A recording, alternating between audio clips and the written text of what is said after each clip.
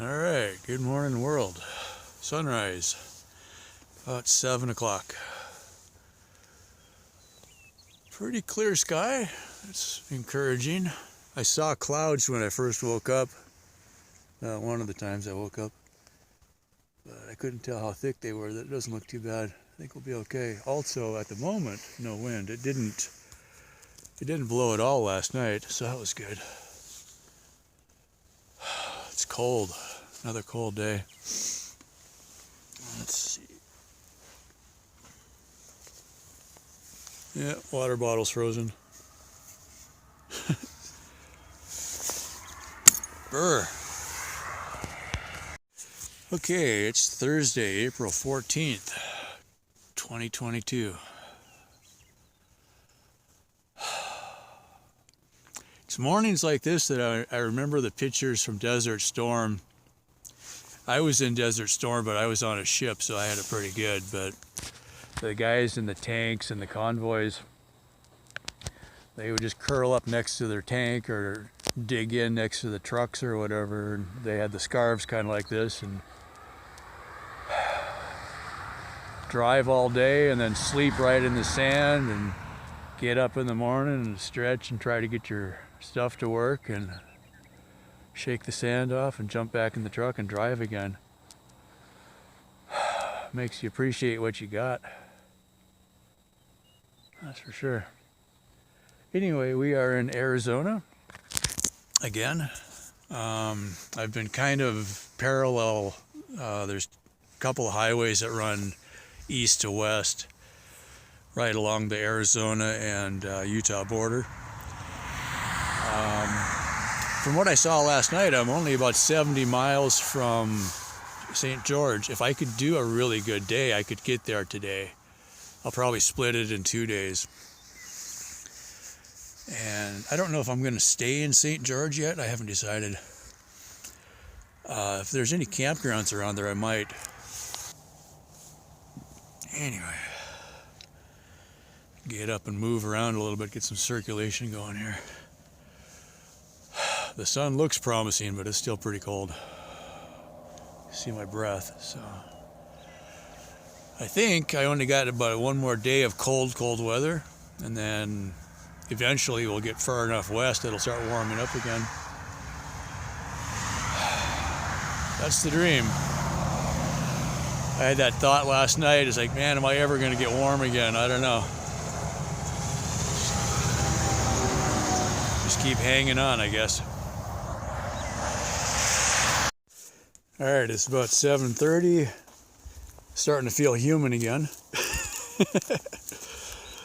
Nothing like raising your body temperature a couple of degrees, right? Oh, man.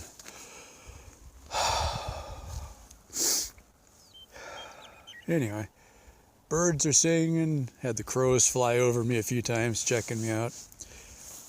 I don't know if it's the same as a black cat, but a black bird flying right over you, I mean like 15 feet over you, it's like, get away. At least I haven't had the vultures circling lately, so that's got to be worth something.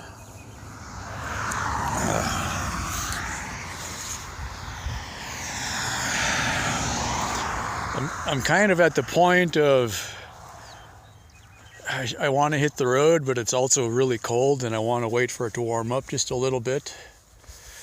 It's definitely not going to get too hot today, so if you start too early, then you're using power and the solar really isn't working yet. And I got it leaned right over, aimed at the sun, but when I'm on the flat, it's not going to get hardly any charge. It takes almost till 10 o'clock before I really got useful solar hitting when I'm running. Yeah, at least the wind isn't blowing right now. I haven't even looked at the forecast yet. I'm like, I just wanted to take a moment and thank everybody for all the support on these videos and to remind everybody what we're doing this for. It's the 22 states to help raise awareness for the 22 veterans that are taking their life every day. Just let that sink in for a minute. What's important is that I'm out here trying to raise awareness for our veterans. They went to some pretty horrible places and saw some pretty horrible things. And I'm just hoping that somehow by doing these rides, I can help shed a little bit of light on the problem. And if you know any veterans, check in on them. And maybe it's something simple like just hanging out for a little bit, or maybe you guys go jump on a bike and go for a ride once a week or something like that. Just some kind of connection. I know for me, every time I had a really bad day, if I got on the bike and went for a ride, I always felt better. So maybe it's just that simple. It's not going to fix everything, but it's a start, right? And I just wanted to remember why we're doing this, so I'm going to save this clip and probably put it on the rest of the videos from here on. So if you're curious what we're doing this for, this is what it is. It's not just me out riding, aimlessly off into the sunset. For me, there's a reason, and I hope you guys get that. Some of you do. Thanks, I do appreciate it. Okay, on with the show. Okay, pretty close, 8:40, ready to roll. Just got to get back on the road. Getting a little bit of clouds. The forecast was for clouds. The wind is going to be about half of what it was yesterday. So I figure a little less sun, a little less clouds, or a little more clouds. That'll almost average out. Never works out that way, but it's a good thought anyway. Anyway, I just realized mile 29 means I'm mile 29 from going back into Utah again. So that gives me an idea where we are. Yeah, aside from the cold, it's a beautiful day. I'm making about 12 or 13 miles an hour. We just got gentle ups and downs, so that's good. Putting a little dent in the battery, but the clouds are really light right now. So I want to make time before the wind starts. It's not going to be as strong, but it's still going to be kind of a headwind, I think. So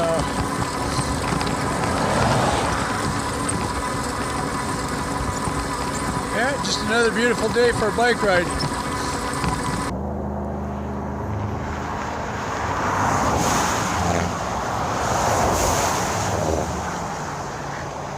I realized it all looks kind of the same by now, but it's still pretty cool.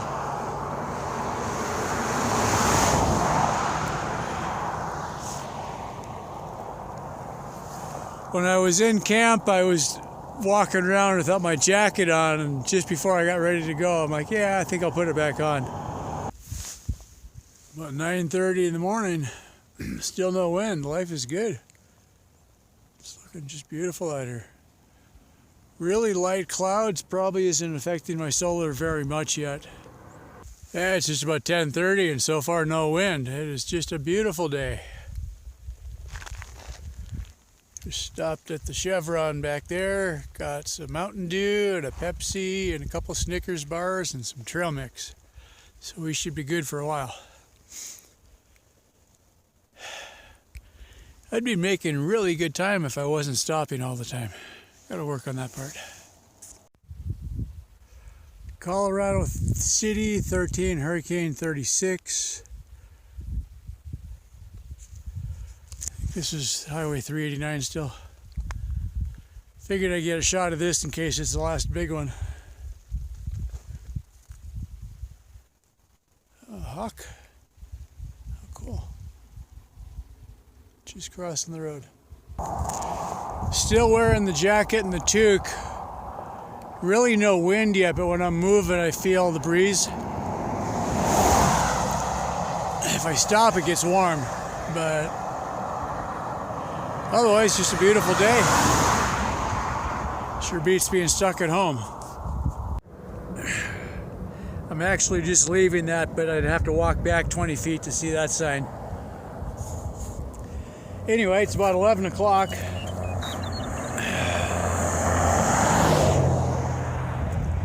You know what would be kind of cool in about 100 years from now when everybody's got solar on the roof? By the way, solar on your roof is a real thing. They have solar panels that are shingles. Anyway, eventually we won't need all these power lines that block your view. I think that'll be pretty cool.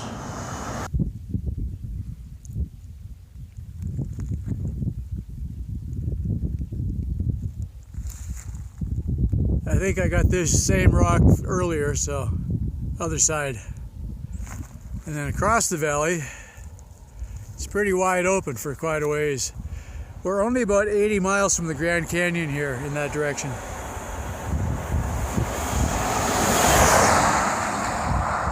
But since I've already seen the Grand Canyon, and it probably hasn't changed much in the last 10 years, we'll skip it this time. Maybe we'll go next time. Okay, view from the top. That was a grind. I was in first gear and just hammering the batteries. So we're going to stop here and rest and recharge for a little bit. I just took my sweatpants and sweatshirt off. You don't need to see my legs. Now that I'm on the top and a little bit sweaty, the wind is blowing, so I get to put at least the sweatshirt back on. But check this out in the meantime. Clouds are a little bit more, what's the word, opaque, dense than they were this morning. But we're still getting pretty good sun. I got about 2 amps of charge coming in still, so that's not too bad. Yeah, that was a good grind. All the way across the flat I could see the hill, and I actually stopped twice, but I could never get the right angle on the panels, so didn't get much of a charge. This is where carrying a second panel would make a lot of sense. So if you can't quite get the bike to lean right, you just pull out the second panel and get it at the right angle and plug it in or whatever. Some of the guys on Sun Trip are doing that. The idea is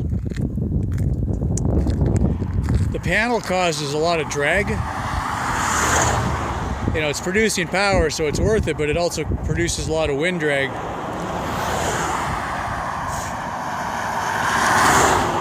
So if you could kind of slot one panel underneath the other, and then when you stopped, you could kind of just, pull it out and prop it up against something or whatever. Have kind of, I've seen people do almost like an awning, so it's down flat on one side and then you pop it up, something like that. Yeah, if I could have twice as much panels, then you get twice as much power. And they weigh very little. That's the thing. It doesn't weigh very much, so you might as well. This is Colorado City, which is in Arizona, but I'm about a mile from Utah, so that hill might be Utah. I'm not sure. Yeah, let's just throw a city in the wrong state. Why not? But yeah, if you lived here, you'd be home by now and you'd have a great view. Yeah, it's not too bad. I was going to say I'm just about done with Arizona, but apparently after St. George we go back into Arizona one more time and then we cross into Nevada. Okay, we're back into Utah again, at least till tomorrow. I'm not quite sure what this foreign substance is, but it sure looks nice. I think it's called grass.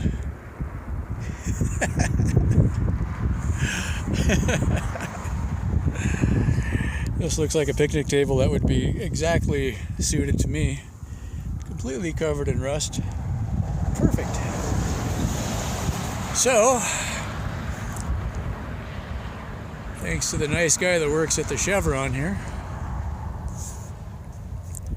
Coming into Hurricane, Utah, there's a campsite near Hurricane called the Sand Pit, which is set up for off-road vehicles and stuff. It's literally apparently just a big pile of sand or a hole in the sand, but it's a campsite, state campsite.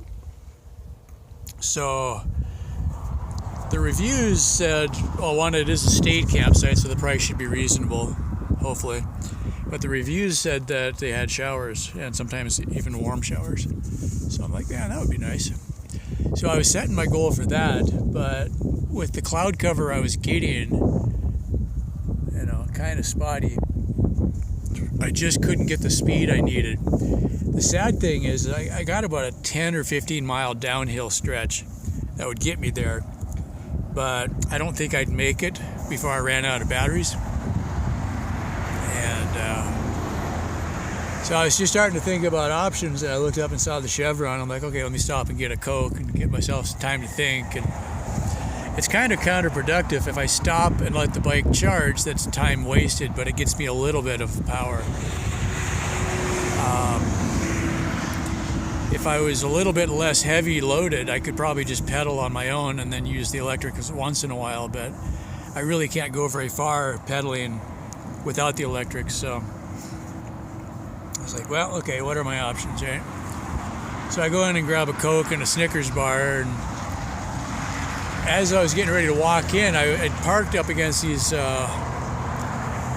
pipes out in the middle of the barriers, and I looked over and I saw this area, and I'm like, man, that's pretty nice.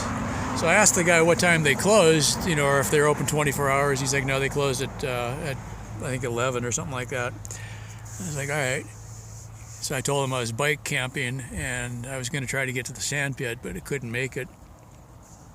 And I was like, hey, would it be a problem for anybody if I just, slept over here on the grass in the corner? He's like, no, that's probably fine.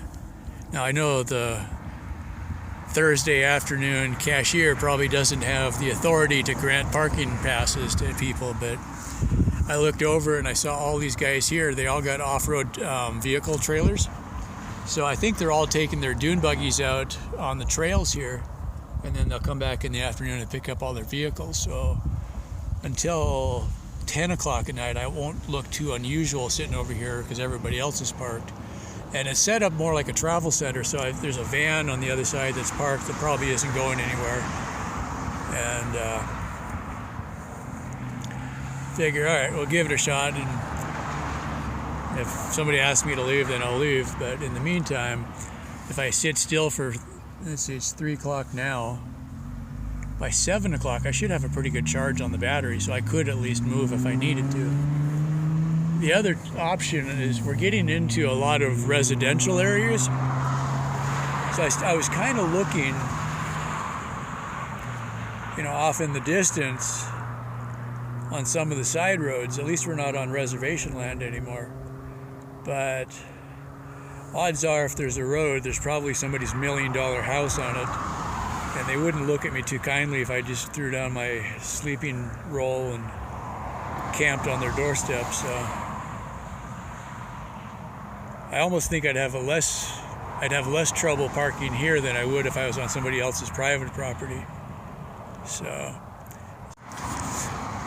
this gets into a kind of a gray zone for strategy. Is try not to pull into a town when it's getting close to the end of the day, to where you don't have enough power or daylight to get through the town. Like last night's camp, I got through the little town and literally about 2 or 3 miles past it, and then out on the open highway, it's like, well, okay, that's highway land, it's not private land. Now, it was on the reservation, but the way I figured, if I'm between the fence and the highway, I'm on highway land. So at least, the reservation shouldn't have too much trouble with it. Not sure how kosher that is, but so far so good. There are times if I did have an AC charger, and then the question is, where would you even find a place to plug in? It would be really funny to set up the bike with a fast charger so I could pull into an electric car charging station. It'd be like, fast charge it in about 12 seconds. Boop, you're done. Okay. It'd take you longer to unwind the hose or the cord or whatever. But there was a company that was making hydrogen fuel cells for professional broadcast cameras. Okay, now this is like a $10,000 camera, so those batteries are about $500 a battery. Okay, but if you were going out remote shooting, short of having, I mean, back then it wasn't that common to have a good solar system on your van. So your options would be take a generator, right? Or just keep idling the van to recharge all your batteries. So what these guys came up with was a little hydrogen cartridge that was about the size of a Coke can. And it had a little adapter that mounted right to the camera, and it had a battery in it also. And so the hydrogen went through the fuel cell and recharged the little battery that was powering the camera, so that if you ran out of hydrogen, you still had 15 minutes or something like that left on it, right? And I remember when that came out, I'm like, oh man, that is the coolest thing ever. You know, it's like, I didn't need it at the time, and I think it was probably a $12,000 system because people that needed it could afford it, and it wasn't like something they were going to sell a lot of, right? But now it's like, man, how cool would that be if I could walk into any mini mart and pick up a 6-pack of hydrogen cells and just plug them into the bike and keep going if I ran out of solar. That's the dream. Then we get back into what was it, Back to the Future, where the DeLorean in one of the movies had a little Mr. Fusion on the back, so he just goes digging through the trash and just starts throwing stuff into the Mr. Fusion, and it generated enough power to operate. That's pretty cool. Anywho, so yeah, here we are. Same highway noise, but at least I'm on somewhat off of the road, and I think if I make myself small like I usually do, nobody's going to mess with me too much. So the problem usually is if the neighbors call. But I'm next to a house that's being constructed, so there's nobody in that one at least. They don't close here until 11, so I would think things will get pretty quiet around then. So yeah, I thought I was doing pretty good. I got 39 miles today, so I needed another 10 or I think it's about 13 miles to the campsite from here. So based on how fast I was able to go, I don't think I would have made it. If I would have had really good sun, I probably could have pushed it. But it's too late in the day for really good sun anymore. So yeah, this worked out okay. So tomorrow I should be able to get completely through St. George, and then I'll be following Interstate 15 down towards Las Vegas. I think after, I said this before, after St. George we go back into Arizona briefly, and then we go into Nevada. So we'll see if we make it to Nevada tomorrow or not. But if I get a good start today, and I know it's basically downhill from now into St. George, so should do okay there. And then all bets are off after that. But I haven't looked at weather yet either, so it is much warmer. I'm wearing shorts and I really could take my sweatshirt off, but I figure with the clouds and the breeze, it's going to get cold again. So yeah, anyway, that'd be that. So yeah, I'm going to go ahead and post this. And overall, it was a good day today. It really didn't blow very hard. I don't think it even was as windy as the forecast was, because I was looking at forecast where I was, not here. It feels like it's about 65 right now. It's really nice. And all of the forecasts that I saw going forward showed like in the 40s overnight instead of in the 20s. So I'm hoping the worst is behind us. I mean, it's middle of May or middle of April already. So, I mean, it could still get cold, but I think we're at the point it should start warming up now. So I keep looking at the $1 million RVs rolling by. But hey, gas is $4, $5 a gallon for diesel for those things. That's got to hurt. Of course, if you're driving something like that, you're probably not too worried about the price of gas. Alrighty, well, that's it for now. Thanks for watching, and stay tuned for the next one. Really appreciate all the support. Alright, see ya.